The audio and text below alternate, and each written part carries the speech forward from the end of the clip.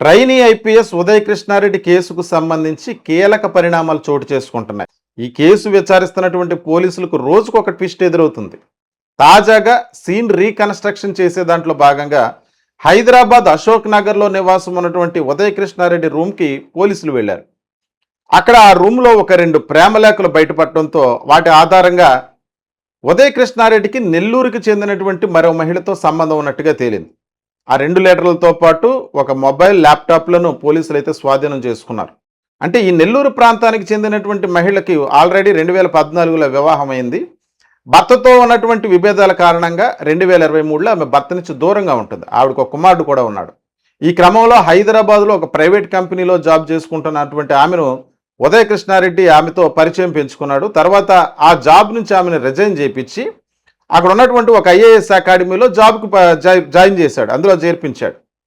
ఈ క్రమంలో ఇప్పుడు ఎవరైతే ఉదయ్ కృష్ణారెడ్డిపై కేసు పెట్టిందో బాధిత మహిళా ట్రైనీ ఐపీఎస్, ఈ జాతీయ పోలీస్ అకాడమీలో వీరిద్దరికి పరిచయం ఏర్పడింది.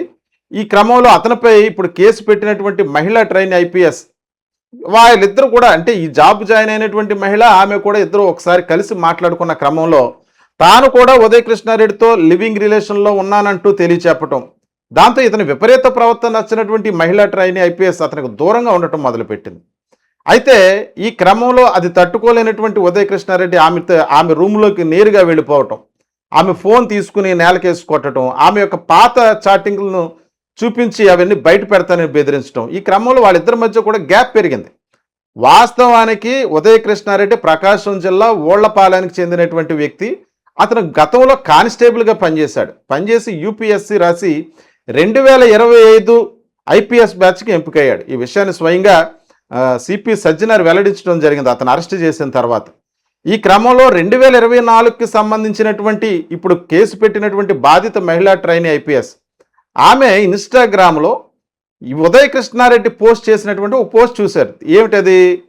తాను ఏ రకంగా కానిస్టేబుల్ స్థాయి నుంచి ఐపీఎస్ స్థాయికి ఎదిగానో తన యొక్క సక్సెస్ను కూర్చున్నటువంటి ఒక స్టోరీని ఇన్స్టాగ్రామ్లో పోస్ట్ చేయడంతో దానికి అట్రాక్ట్ అయినటువంటి ఈ మహిళా ట్రైనీ ఐపీఎస్ అతనితో మాట్లాడటం జరిగింది. ఈ క్రమంలో 2024 బ్యాచ్కి చెందినటువంటి ఆమె ఒక లాంగ్ లీవ్ తర్వాత 2025లో మళ్ళీ అదే జాతీయ పోలీస్ అకాడమీలో ఇతనితో పాటు ట్రైనింగ్లో కొనసాగటం, ఈ క్రమంలో వాళ్ళిద్దరి మధ్య కొద్ది సత్సంబంధాలు మెరుగుపడటం జరిగింది. ఈ క్రమంలో జరిగినటువంటి పరిణామాలు, అంటే సాయికృష్ణకు సంబంధించి ఇతర వ్యక్తులతో కూడా రిలేషన్షిప్ మెయింటైన్ చేయటం, ఈ విషయాలన్నీ బయటపడటం, ఈ క్రమంలో ఆమె అతనికి దూరంగా ఉండటం మొదలుపెట్టి మ్యారేజ్ కూడా చేసుకుంది. ఒకవేళ పెళ్లి చేసుకున్నప్పటికీ కూడా ఇతను పాత వీడియో చాట్లు, ఇతను నెంబర్ బ్లాక్ చేసింది, వాట్సాప్ బ్లాక్ చేసింది, అన్నీ చేసినా సరే ఒక ప్రైవేటు అకౌంట్స్ నుంచి, వాట్సాప్ అకౌంట్ల నుంచి ఈమెతో అతను చేసినటువంటి పాత వాయిస్ చాట్లు కానీ వాట్సాప్ చాట్లు వీడియోలన్నీ కూడా పంపించామని బెదిరించే క్రమంలో ఆమెను ఇబ్బంది పెడుతుంటే, ఈ క్రమంలో ఆమె అయితే ఇప్పుడు ఉదయ్ కృష్ణారెడ్డిపై కేసు పెట్టడం జరిగింది. ఈ క్రమంలో ఉదయ్ కృష్ణారెడ్డిని పోలీసులు అరెస్ట్ చేశారు. అయితే ఇప్పుడు జరుగుతున్నటువంటి పరిణామాలకు సంబంధించి ఇప్పుడు తాజాగా అశోక్ నగర్కి సంబంధించి గదిలో ఈ లెటర్లు బయటపడటం, ఇంకా ఎంతమంది ఉదయ్ కృష్ణారెడ్డికి సంబంధించి ఎంతమంది అతని ట్రాప్లో ఉన్నారో దానిపై పూర్తిగా విచారణ చేయాలంటే అతని కస్టడీలోకి తీసుకోవాలన్నటువంటి ఆలోచనలో ప్రస్తుతానికి పోలీసులు అయితే ఉన్నట్టు తెలుస్తుంది. ఈ కేసుకు సంబంధించి 20 మంది వరకు కూడా వాంగ్మూలం తీసుకుని అతనిపై కఠినంగా అతన్ని చట్టాలు ప్రయోగిస్తూ అతనిపై ఛార్జ్ షీట్ వేయడానికి పోలీసులు అయితే ప్రయత్నిస్తుగా తెలుస్తుంది. అయితే ప్రస్తుతం ఉన్నటువంటి పరిస్థితులను బట్టి అతను ఇంకెంతమంది మహిళలను మోసం చేస్తాడన్న కోణంలో అతనిపై ఒక కస్టడీ పిటిషన్ వేసి అతని కస్టడీలో తీసుకుని విచారించాలన్నటువంటి ఆలోచనలో ప్రస్తుతానికైతే పోలీసులు ఉన్నారు.